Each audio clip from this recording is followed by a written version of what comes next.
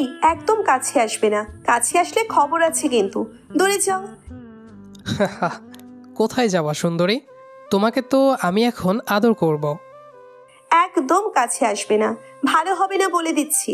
বান্দর, হাত ছাড়ো আমার, খবরদার কাছে আসবে না শুভ। কেন আসবো না? আমি তো কাছে আসবই, না এসে কোথায় যাব? তোমাকে আজ আদর করতেই হবে। শখ কত তোমার, এসব শখ কখনো পূরণ হবে না চান্দু, দূরে থাকো। আমি দূরে থাকতে পারবো না, আমি তোমার কাছে যেতে চাই। আজকে আর কোনো বাধা নেই। ওই ছাড়ো শয়তান, আমার ব্যথা লাগছে তো, বেশি করলে কিন্তু তোমাকে চড় দেব। কতগুলো চড় খাওয়ার অভ্যাস আমার আছে, আমাকে চড়ের ভয় দেখাবে না। বুঝেছি, সেগুলো তোমার ব্যথা লাগেনি, এবার দিলে কিন্তু বেশিই লাগবে। দাও তাহলে। সামিয়া কিছু বলছে না, আমার দিকে তাকিয়ে আছে। আসলেই সত্য কথা, আমার ওর চড় খাওয়ার অভ্যাস আছে। আমার আর ওর সম্পর্ক আগে এমন ছিল না। আগে আমার সাথে সামিয়ার সম্পর্ক ছিল অনেক খারাপ, কারণ হুট করে সামিয়ার সাথে আমার বিয়ে হয়। আর বিয়ে হবার আগে জানতেই পারিনি আমার বিয়ে আমারই ভার্সিটির ম্যামের সাথে হয়েছে। আমি সামিয়াকে জড়িয়ে ধরে বললাম, মনে আছে তুমি আমার সাথে কেমন করে কথা বলতা, কেমন বিহেভ করতা? আর তুমি তুমি আমার ছোট বোনের সাথে যা করেছো সেসব? আমি তো তোমার জন্য করেছি, আমার কোনো দোষ নেই। থামো থামো, সব মনে আছে আমার। আমি মুচকি হাসলাম। সামিয়া আমার ভার্সিটির টিচার, চলেন তাহলে পুরোটা আপনাদের সাথে শেয়ার করি। ছাড়ো শয়তান। না, ছাড়বো না, আজকে তুমি আমার। কে কোথায় আছো, বাঁচাও। বাঁচাবে না। যখনই আমি চুমু দিতে যাব তখনই আমার ফোনটা বেজে উঠল, আর আমি লাফ দিয়ে উঠলাম।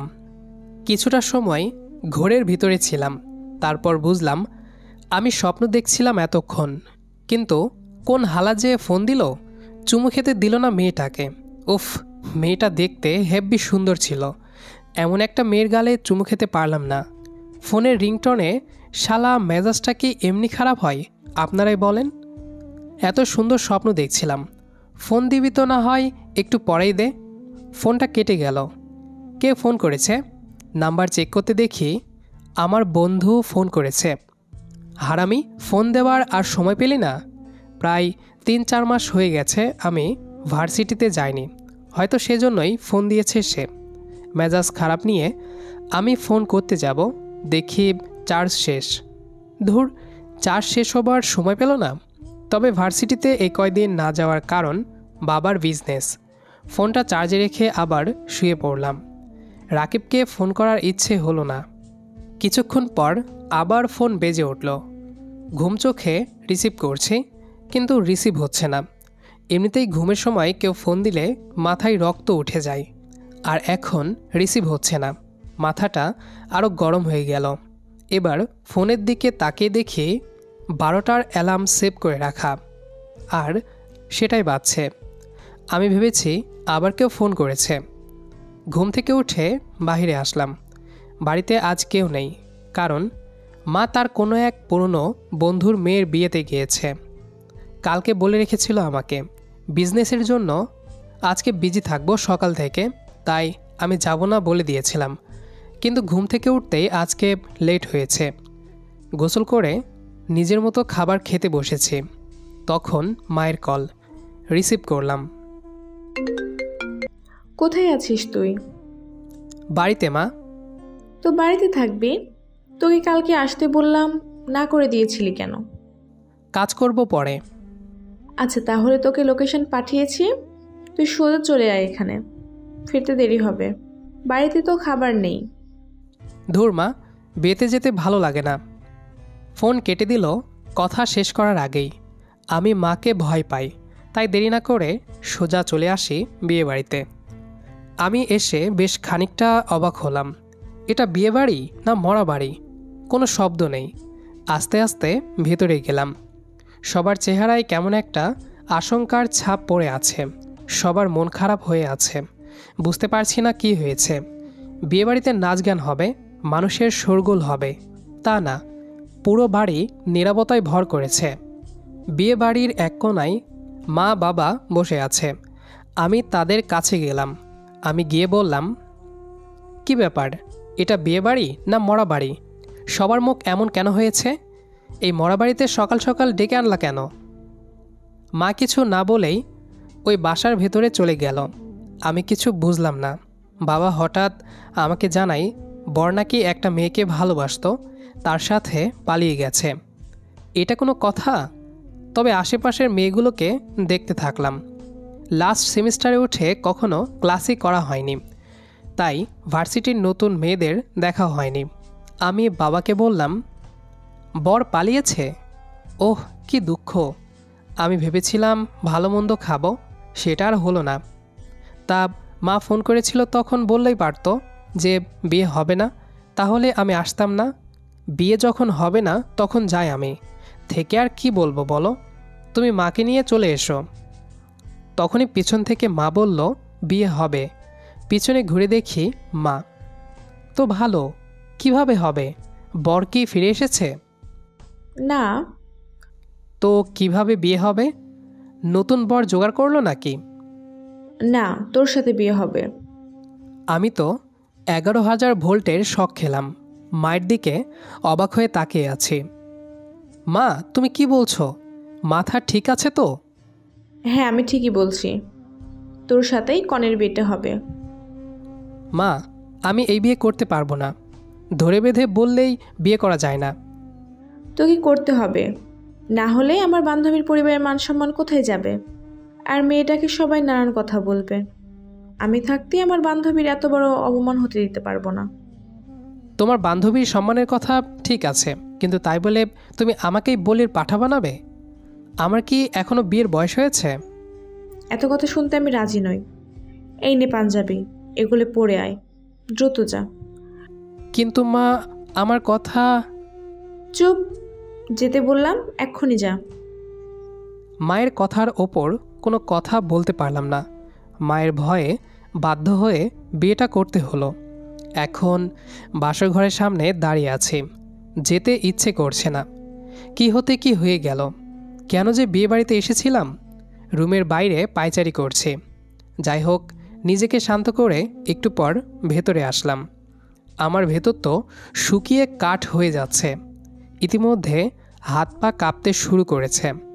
হাঁসফাঁস লাগছে কেমন যেন। দেখি মেয়েটা বসে আছে। এখন পর্যন্ত নিজের বউকেই দেখিনি। কেমন দেখা তো দূরের কথা, শালা আমি আমার বউয়ের নামও জানি না। কি কপাল! ভাবলাম এসে সালাম করবে, তা না করে বসে থাকলো। এইটুকু মনের আশাও পূরণ হলো না আমার। আমি আরেকটু সামনে যেতেই মেয়েটা নিজেই ঘুমটা সরিয়ে দিল। আমি তো আরেক দফায় 1000 ভোল্টের শক খেলাম। আমাকে দেখে সামনে বসে থাকা আমার নতুন বউয়ের একই অবস্থা। আমি কোনোভাবে বললাম, ম্যাম, আপনি এখানে? তুমি এখানে? আমারও একই প্রশ্ন। তার মানে তোমার সাথে আমার বিয়ে হয়েছে? আমিও তো তাই বলি। তার মানে আপনার সাথে আমার বিয়ে হয়েছে? হায় আল্লাহ, কেন যে বিয়ের আগে একবারও দেখলাম না। আচ্ছা, হয়েই যখন গেছে তখন কি আর করার। কিন্তু শোনো, আমি তোমাকে স্বামী হিসেবে মানতে পারবো না। কেন? তোমার প্রশ্নের উত্তর দিতে বাধ্য না। স্বামীর অধিকার ফলাতে আসবে না। যত দ্রুত পারবে আমাকে ডিভোর্স দিয়ে দিবে। সামিয়া মানে ম্যামের প্রতিটা কথা বুকে তীরের মতো লাগলো। ভাবিনি নতুন বইয়ের মুখে এমন কথা শুনতে হবে। খুব কষ্ট হচ্ছে। চোখ তার লোনা পানি ঝরাতে চাচ্ছে। অনেক কষ্ট করে আটকে রাখলাম। মুখের কোনো একটা ছোট হাসি দিয়ে বললাম, এই, তুমি এভাবে হাসছো কেন? আমি তো অধিকার ঠিক আদায় করে নেব। আমি কিন্তু চিৎকার করব। আজ আপনার চিৎকার শুনে কেউ আসবে না। আমি এগিয়ে যেতে লাগলাম আর সামিয়া পিছন হটতে লাগলো। একসময় সামিয়া বিছানায় পড়ে যায়। আমি সামিয়ার ওপর ঝুঁকে পড়ি একদম কাছে। ওর গরম নিঃশ্বাস আমার মুখে এসে লাগছে। সামিয়া ম্যাম চোখ বন্ধ করে নিয়েছে। আমি সামিয়ার মুখের দিকে চেয়ে আছি। কত সুন্দরটাই না লাগছে, মন চাচ্ছে সারা জীবন এভাবেই কাটিয়ে দিতে পারলে ভালো হতো। যত দেখি তত প্রেমে পড়ে যায়। আর দেরি না করে একটা কাঁথা আর বালিশ নিয়ে সরে গেলাম। এতক্ষণ হয়ে গেল আমি কিছু করছি না দেখে সামিয়া ম্যাম চোখ খুলে দেখে আমি নেই। তাই শোয়া থেকে উঠে বসে দেখে যে আমি মেঝেতে বিছানা করে শুয়ে আছি। সামিয়া ম্যাম আমার দিকে কিছুক্ষণ তাকিয়ে থেকে নিজে শুয়ে পড়ল। আমি অন্য পাশে শুয়ে শুয়ে চোখের পানি ঝরাচ্ছি। খুব কষ্ট হচ্ছে। কেন আমার সাথে এমন হলো? সেমিস্টার ফাইনাল এক্সামের সময় ম্যামের সাথে পরিচয়। আমি তাকে ক্লাসের বাইরে প্রপোজ করেছিলাম। সামিয়ার উত্তর না শুনেই চলে আসি। তারপর ওনার সাথে আমার আর দেখা হয়নি। আর আজকে তো সোজা বাসরাতেই দেখা হলো ম্যামের সাথে। রাতটা পার হয়। পরের দিন আমি আমার কাজে চলে যাই। তবে ফিরে আসার সময় সামিয়ার জন্য ফুল আর চকলেট আনতাম। আজকে বাড়িতে আসলাম। ম্যাম রুমে আসতেই একটা ক্যাডবেরি চকলেট আর একটা ফুল সামনে এগিয়ে বললাম, আই লাভ ইউ। ম্যাম ফুল আর চকলেটটা নিল। আমি তো মহা খুশি, কিন্তু পরক্ষণেই মন খারাপ হয়ে গেল। কিছু করার নেই, ম্যাম হয়তো আমাকে পছন্দ করে না, তবে আমি হাল ছাড়ার পাত্র নই। পরের দিন বাড়িতে এসে ম্যামের হাত ধরি। আহ, আপনার হাতটা কি নরম। তোকে তো। আমাকে কি বলেন?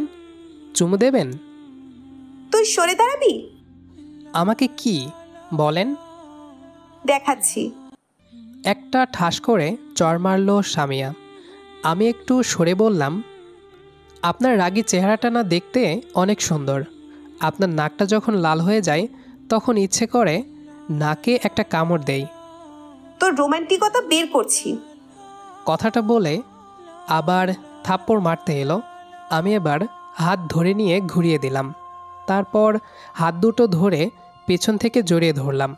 কানের কাছে ফিসফিস করে বললাম, ম্যাম বউ, এত রাগ ভালো না। এই ছেড়ে দে, না হলে ভালো হবে না। কিছু করতে পারবেন না, কিন্তু আমি অনেক কিছুই করতে পারবো। ম্যাম চুপ হয়ে গেল। ম্যামকে ছেড়ে দিলাম। আমি তো আপনার স্বামী, আমি ধরলে সমস্যা কোথায়? সামনে থেকে যা বলছি। আমি ছাদে চলে এলাম। একটু পর একটা গোলাপ নিয়ে নিচে এলাম। এসে দরজায় টোকা দিতেই ম্যাম দরজা খুলে দিল। আমি একটা মুচকি হাসি দিয়ে ভেতরে গেলাম। ম্যামকে ফুলটা এগিয়ে দিয়ে আবার প্রপোজ করলাম। ম্যাম ফুলটা নিয়ে ছুঁড়ে ফেলল। আমি একটা মুচকি হাসি দিলাম। তোর প্রপোজের কুষ্টি কিলাই। তোদের এক্সাম নিতে গিয়ে আমার সাথে বেয়াদবি করেছিলি মনে আছে? আমার শাড়ি দেখে তোরা ব্যাড কমেন্ট করেছিলি। অবাক হলাম। ম্যামকে রুমে কিছুই বলিনি, তবে যারা বলেছিল তারা ক্লাসের খারাপ ছেলে, আর ওরা উঠে দাঁড়িয়ে আমার নাম বলে। সে কারণেই ম্যাম আমাকে পছন্দ করে না। এই ম্যামকে তো পটাতেই হবে। আমাদের বাড়িতে যেতে হবে। আপনার না একটা বোন আছে, নাম নীলা, দেখতে আপনার মতো। কি আমার মতো মানে? ওর দিকে তাকাস তুই? তাকাবো। চলেন চলেন যাই। এরপর আমরা সামিয়াদের বাড়িতে আসি।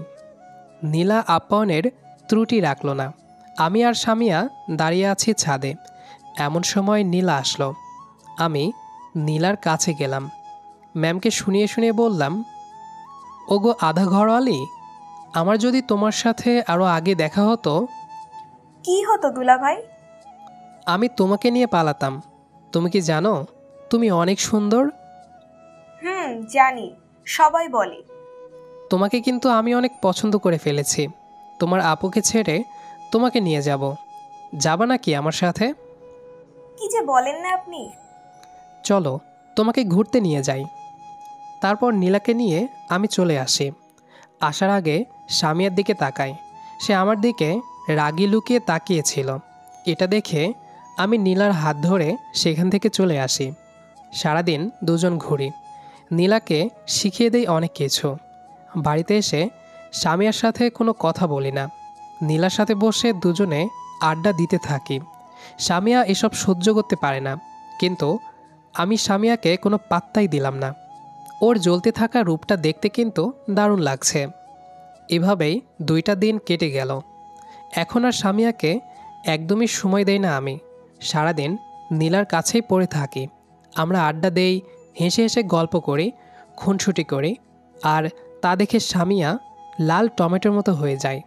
ওর সেই চেহারা দেখে এত হাসি পাই, বেচারি পারে না কেঁদে কেটে লোক জড়ো করে ফেলে। বিকালের পরে প্ল্যান মতো নীলাকে নিয়ে ঘুরতে বের হলাম। রোজকার মতো আজও রাত করে ঘরে ফিরলাম। কিন্তু ঘরে ফিরে আরেকটা ধাক্কা খেলাম।